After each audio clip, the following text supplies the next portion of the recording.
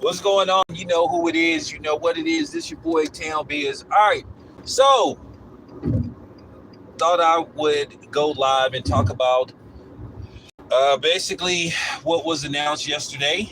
And a lot of people are outraged by this, but then you have a few people trying to justify it. People that don't know boxing. I tried to listen to basically the Odd Couple, I guess, the guy that works with Rob Parker, and they were trying to break this down, and they just seemed to be so out of touch of what was going on to where I had to turn them off, because it's one thing to understand boxing, it's one thing to watch boxing. And I mean watching occasionally. If you watch it occasionally, you shouldn't try to go deep in depth and basically try to break down a fight or basically talk boxing if you don't really follow the sport. I really follow the sport because everybody knows I'm a credentialed media member. But as of late, I haven't really had no interest in like going to attend fights. And then I've been really disgusted by what I've been seeing as far as fights that's being presented to us. But then this is another tale of the tape of why people are completely turned off to boxing. At the end of the day, people say boxing is still intact. Yeah, if you have casuals every once in a while that will watch, a spectacle instead of an actual match. This thing with Tank Davis and Jake Paul is going to be a spectacle. It's not going to even be a real fight. We all know what's going to happen. It's an exhibition match. They're going to have probably 18-ounce gloves. They're going to have gloves where they can't really hurt each other. They're not going to have 8 or 10-ounce gloves. They're going to probably have 18s. And 18s is usually what you use in sparring. We call them practice gloves because, when I'm sparring and all that stuff in the bag, I use 18-ounce gloves. Which still, if you hit a bag wrong, you can still mess up your wrist, because I messed up my wrist for 2 weeks hitting the heavy bag.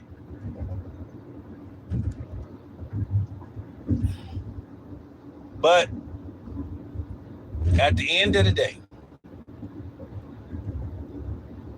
Tank has shown you who he is over the years.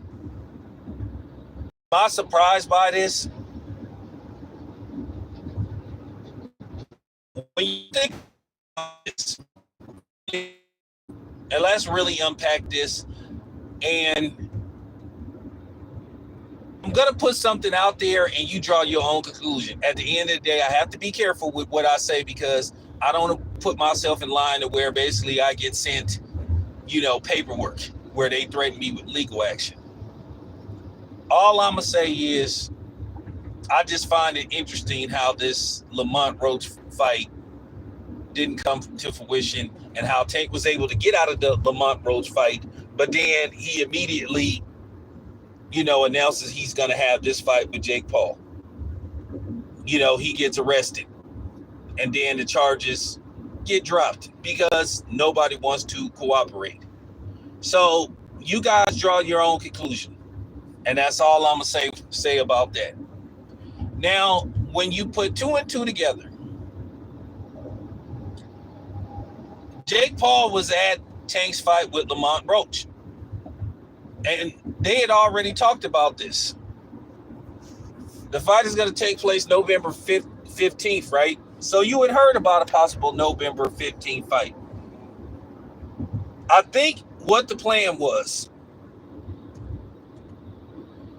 for Tank to look spectacular against Lamont Roach. And what happened is Lamont Roach didn't cooperate. He didn't fall in line. He didn't come there. Appreciate the super chat. He didn't come there basically to lie down for Tank. He didn't come down there to make it look good. He actually came there to win that fight. He didn't get caught up in the myth of, oh, Tank will knock everybody out. He actually came there to fight. He actually fought. Many people believe that he won the fight. He should have got credit for a knockdown, which would have spurred him to fight.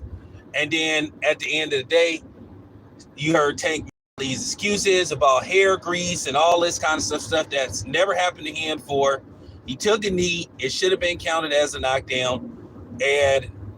And then also, to be honest with you, technically, he should have been disqualified, because if you look up the athletic state rules of New York boxing, you can't take a timeout. Tank called the timeout. Tank stopped the action on his own. He could have been disqualified, and I presented that evidence, but they gave him a pass for that. And I know basically they didn't want to award Roach a win via disqualification. So Tank actually dodged a bullet with that. That's something that a lot of people are not talking about. Tank should have been disqualified for that. He could have got disqualified.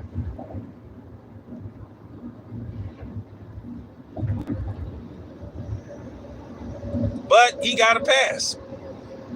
And as I told you before, Tank's confidence was shaken in that fight. And that's what happens when you get people like Leonard Ellaby, Al Heyman building you up. And he's basically doing what Floyd Mayweather did. Except the difference between Floyd Mayweather and Tank, Floyd actually fought good competition.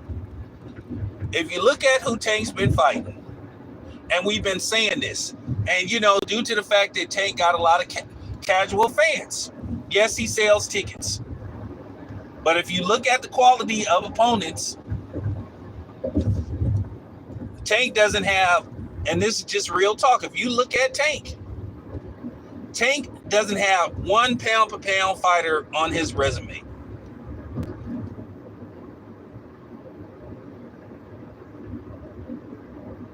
If you look at his last few fights, and I'm not talking about people that were scratching the pound-for-pound list and past their prime like Gamboa and people like that. I'm talking about post-Gamboa.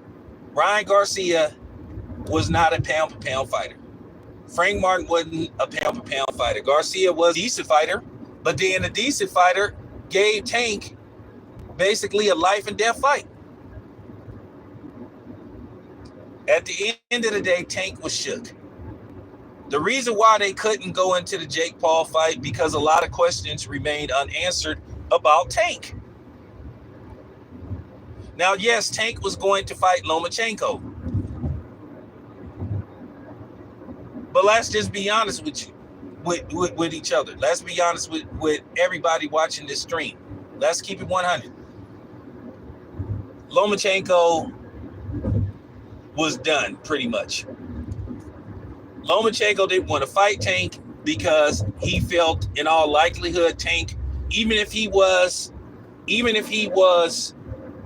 to possibly be ahead on the cards, he felt that Tank was going to land something hard enough to put his lights out. And I do think Lomachenko would have got knocked out by Tank. Styles make fights, and I think at that particular time, Lomachenko wouldn't have been able to handle Tank's style, and that would have led to his demise. So that's why Lomachenko just said, you know what, I got stuff going on, with my country and all this kind of stuff. I'm just going to retire. At the end of the day, let's just keep it a buck. Lomachenko didn't want to go out being brutally knocked out by somebody the likes of Tank. Now, when they were trying to make this fight like 3 years ago, Floyd had no interest, or 4 years ago, Floyd had no interest. Al Heyman didn't have no interest in making this fight because they thought at the time that this might have been a little too dangerous for Tank at the time. And you see a lot of that in boxing, the marinade game. And this is the difference between boxing in the 80s, even in the 90s, and to the early 2000s. When the 10s came, this is when you started seeing all this foolishness, where you couldn't get certain fights made. Most of the time, between the 70s, 80s, 90s, and the early 2000s, you usually got the fights that you wanted to see. But then all of a sudden you started seeing promotional politics. You started seeing network politics. And then you started seeing politics between the boxers. Oh, I don't want to fight this dude. I don't want to fight that dude. And this is why boxing is where it is today. But then now videos are starting to surface with Tank, basically where Tank was insinuating that he wasn't in boxing to become an all-time great, that he basically was fighting for money. And he learned that via Floyd Mayweather. And you saw the trickle effect of Floyd Mayweather rubbing off on all boxers, where all boxers were trying to think they were Floyd Mayweather, to where, hey, I want to try to stay and maintain being undefeated as long as possible, or possibly my entire career. And what I find funny is about these Tank fans, basically they're either quiet or they'll just try to do the typical rhetoric, oh, well, who is this dude fought to deserve a fight with Tank? At the end of the day, Tank ain't out there to fight the best dudes out there. I've said this before, a lot of people are fooled by his power. Yes, he has power, but that isn't foolproof. Because if that's the case, if boxing was just strictly about who hits the hardest, then Deontay Wilder would have never lost a fight. At the end of the day, you still got to have some kind of boxing skills to go along with your power. And Tank has shown, like my homeboy Spider Loke was saying, Tank has been shown that he could be outboxed. You look at some of Tank's fights. Tank was getting outboxed by Barrios. You look at the fight with Rolly, he was getting hit a lot. You look at the fight with Leo Santa Cruz. And then Frank Martin was having moments. So it wasn't as if Tank was going into these fights where he was dominating like Floyd Mayweather. And watching Tank versus guys like Rolly isn't an elite fighter. Good fighter, not elite fighter. Decent fighter, not elite. Frank Martin, once again, decent fighter, not elite. So that showed me right then and there, you put Tank in the ring with certain fighters, and see, that's the thing. People just assume because of his power, oh, he would have knocked Devin Haney out. Styles make fights. Oh, he would have knocked Shakur Stevenson out. I don't know about that.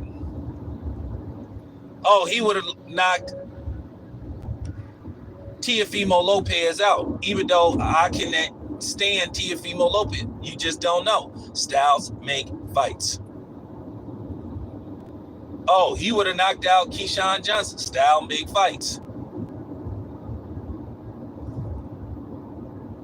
But Tank has been saying this, who he is. All this stuff about, oh, I'm going to do this to Buddy. I'm going to do that to Buddy. All these fights were available for Tank.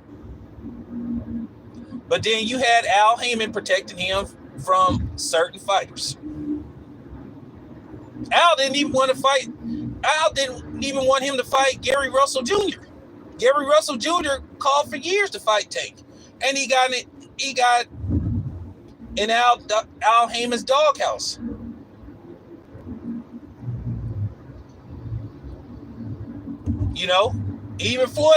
Even they admitted they was telling Gary Russell Jr. to stop calling out Tank. They carefully matched Tank against opponents that would make him look great, or that they believe that he can knock out and look sensational knocking him out.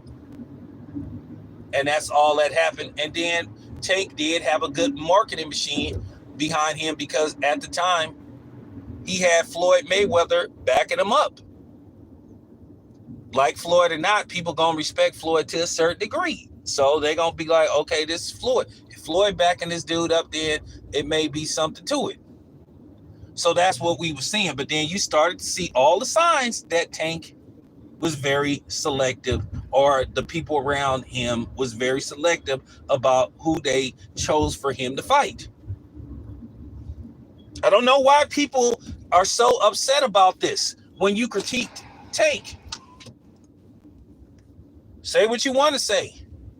At least Shakur Stevenson is trying to fight the best guys available. He's willing to fight Teofimo Lopez. Tank isn't. Devin Haney going into this fight with Brian Norman Jr., who could possibly, he land one punch, he could possibly put his lights out. But everybody is mad at Devin Haney for doing what he was supposed to do, which is contest the victory versus Ryan Garcia. Whether you like it or not, whether you coons like it or not, you Mexicans like it or not, whether you white boys like it or not, whether you Asians like it or not, Ryan Garcia cheated in the story. But what I find very rich, ain't nobody did one video in regards to Vito Manicki basically getting the no contest versus, versus Connor Corley. Even though it was a majority draw, in which many people thought that Malicki should have won, but nobody's talking about him. And Vito Manicki basically called him out and said, hey, you still couldn't beat me even though you cheated. And people like, yeah, he cheated. Yeah, we got to get these cheaters out of boxing. Yeah, he's suspended indefinitely. But these are the same motherfuckers that basically went in on Devin Haney, said, oh, Devin Haney should take his loss like a man. He shouldn't be complaining. And this is why I don't mess with a lot of these people. This is why I don't mess with a lot of these content creators, because they full of shit too.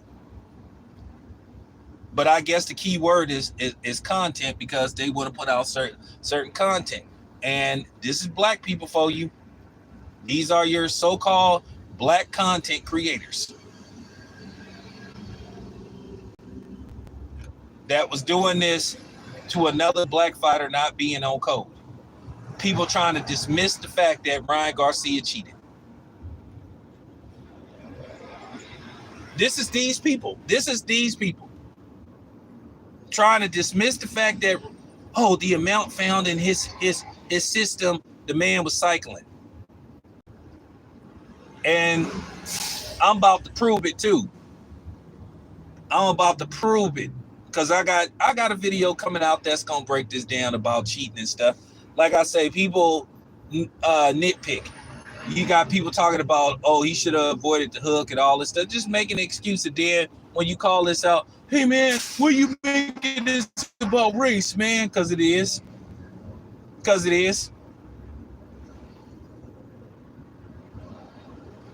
And then I don't respect Tank, because Tank is a hypocrite.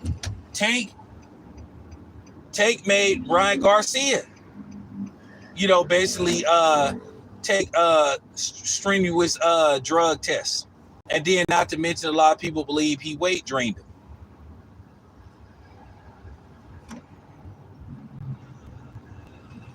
Okay?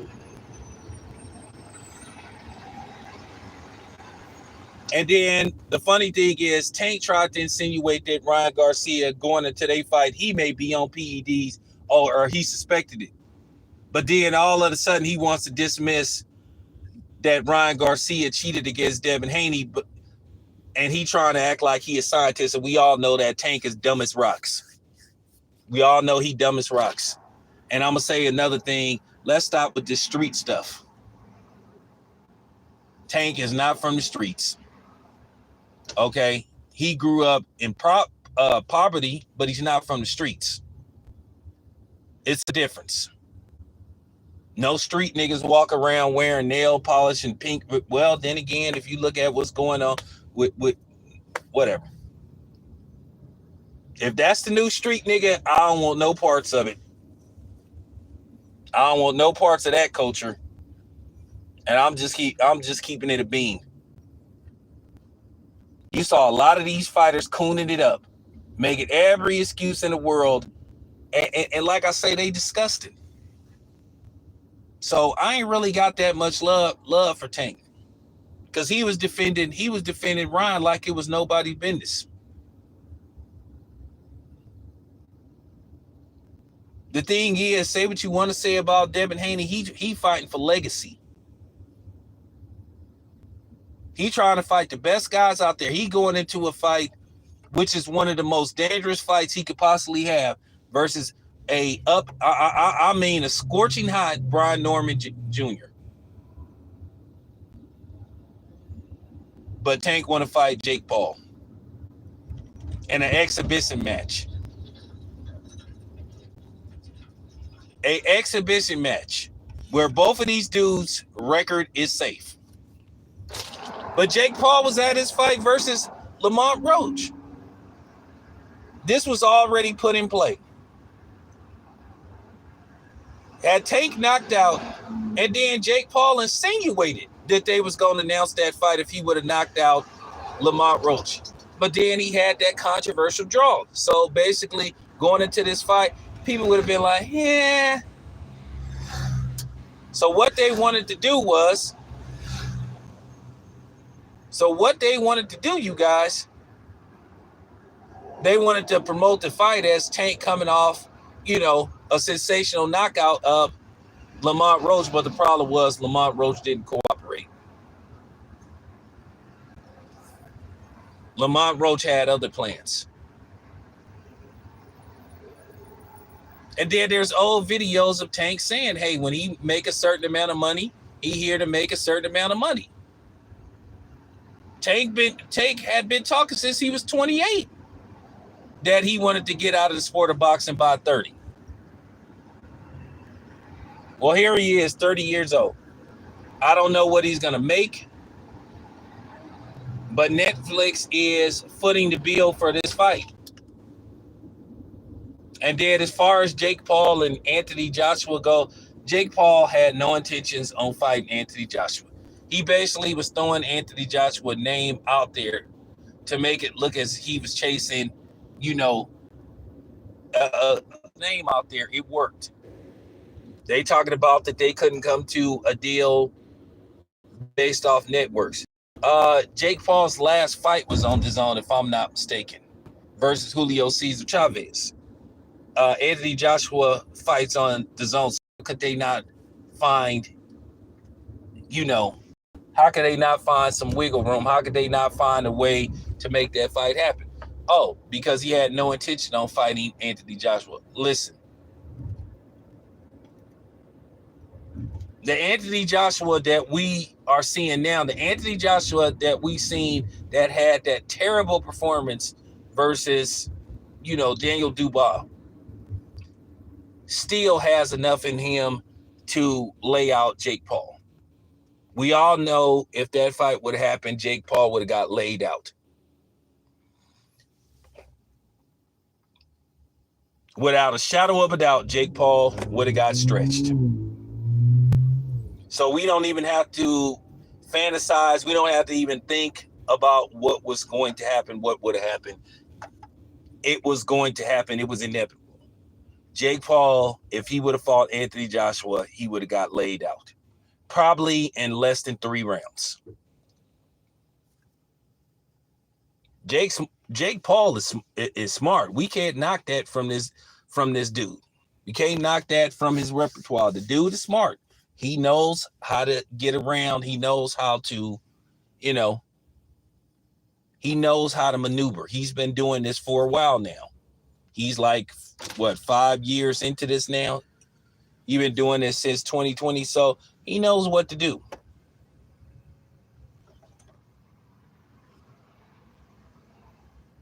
So it was no way. When I heard about them talking about they was negotiating with Anthony Joshua, I didn't believe it for 1 second. When I say I didn't believe it, I didn't believe it. So, because I was thinking to myself, oh, okay. I already was thinking to myself, well, Jake Paul finna get laid out. And keep in mind, Jake Paul can't have no fight where he gets laid out because he want to continue to sell. He want to continue to sell the myth of Jake Paul. He wants to continue to sell this image. I laugh at the fact that Jake Paul fights these dudes, and then all of a sudden he tells everybody to put some respect on his name. Well, here's the thing: we will put some respect on your name when you fight a actual active boxer. not a dude that's like halfway into retirement. Listen, at the end of the day, we saw Julio Cesar Chavez lose to Anderson Silva. So, okay.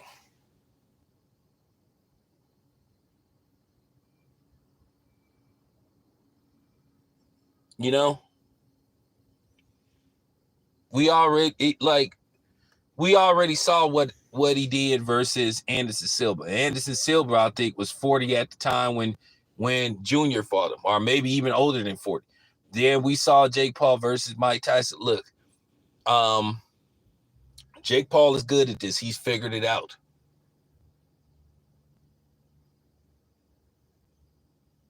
At the end of the day, he knows how to get people to watch him because he knows people out there hate him.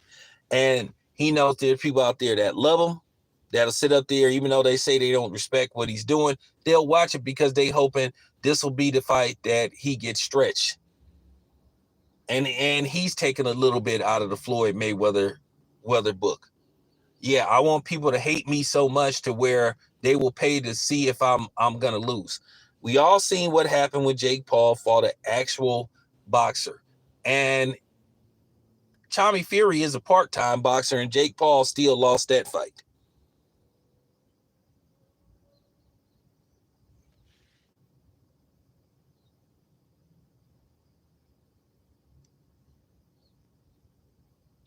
But at the same time with Jake Paul didn't prove to you that he's not out here to like build a legacy. He's trying to fight the best dudes that, that's not a threat to him. Now, say what you think goes on behind the scenes with Jake Paul's fight. Hey, there's question marks around Jake Paul. But I gotta be careful because Jake Paul has threatened to sue people. But I'm gonna tell you right now, this is why boxing is where it is today. This is why nobody takes it serious. Listen, 30 years ago, they would have laughed at something like this. Tank is supposed to be an active fighter. Had Tank been retired and all this kind of stuff, then people would have understood. And I don't want to hear nothing about Muhammad Ali and all that, and Lyle Alzado and all that kind of stuff. Muhammad Ali was past his prime when that stuff was going on. And then at the same time, Muhammad Ali was having serious money issues. Because I know somebody gonna bitch you. No. Jake Paul is a guy that promotes himself, that identifies with being a professional boxer. But the problem is, you look at what he's 12 fights in, and most of the people he fought doesn't have a real boxing background. It is a difference between MMA and boxing, and everybody knows that.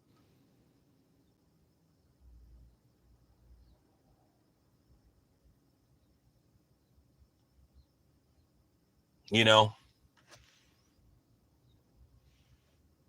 but this shit with Tank, he been telling you who he is. He been telling you who he is. And then he'll say, "Oh, we sent Shakur Stevenson an offer." Like, bro, get out of here, man. Nobody believes that anymore. Nobody believes that stuff about, we sent you offer, just like we don't believe these goofy ass women that go on here talking this, "Oh, I'm an alpha male, but I can get in touch with my feminist." Bitch, shut up. Nobody don't want to hear that bullshit. We ain't falling for that no more. Just like we ain't falling for this. We sent him an offer stuff. We don't want to hear that stuff no more. We're not listening to it. We're disregarding it. And we're disregarding all this. We sent the dude the offer. And my thing is, who is we? But like I said, it's Tank, it's Floyd, it's Al Heyman, and a few other people why boxing is where it is today. This is why all these networks got tired of the antics and said, "You know what? You guys can go. You guys can go. You can't find a way to make the fights we want that the fans are willing to pay for. You guys can go." So now we're stuck with this shit. Now we're stuck with Tank versus Jake Paul. And from what I've been told, Tank will get paid a decent amount of money. From what I hear, it's gonna be Jake Paul and then possibly Manny Pacquiao at a catchweight if Manny Pacquiao looks decent versus Rolly. The plan is to put Manny in the ring with Rolly. If Manny wins that fight, then you can see Manny versus Tank.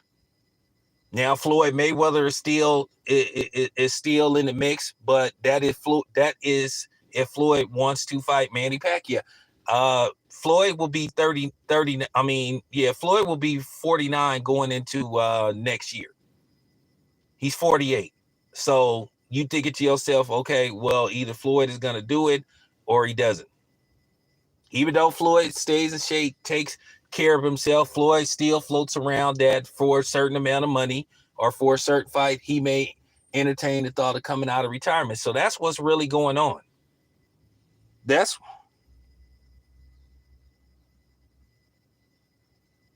what's going on. That's the plan. Now, depending on what Tank makes from the Jake Paul fight, Tank is trying to get out of boxing. He been telling us that he wasn't in it for the long run. He was looking for big paydays. And like I say, this is the Floyd Mayweather effect. This is why a lot of these fighters now don't want to fight who we want them to fight. It's a trickle effect. It's the Floyd Mayweather effect. All these dudes want to keep their O intact. Yeah, some people believe some of them may have made too much money or they were getting paid too much money.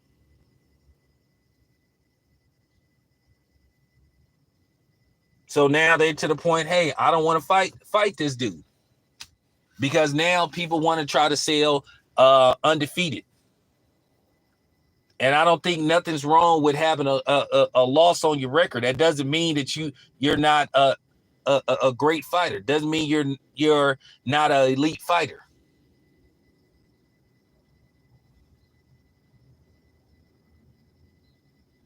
But that's the problem now. This is where we are in sports. This is where we are in boxing. Nobody cares about this anymore. Nobody cares about boxing anymore. This is why the casuals are not coming around. What's going to be watching the fight is Jake Paul fans. And you're going to see based off who they let get media credentials for that fight.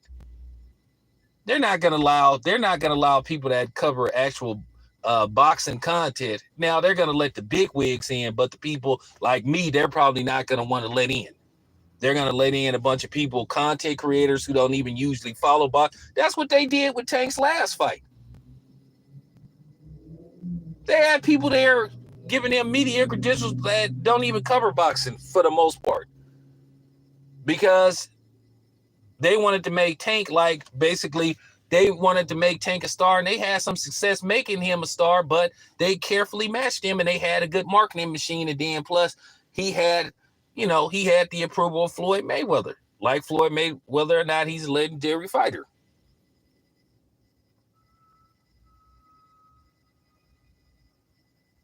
But Tank, as I said before, he is who he is. He doesn't want to fight the best guys out there. He don't want to fight Shakur Stevenson. He don't want to fight Devin Haney. He don't want to fight none of those dudes. He's already said that on a few videos. I can show you. I have the videos. Somebody sent them where he was Haney.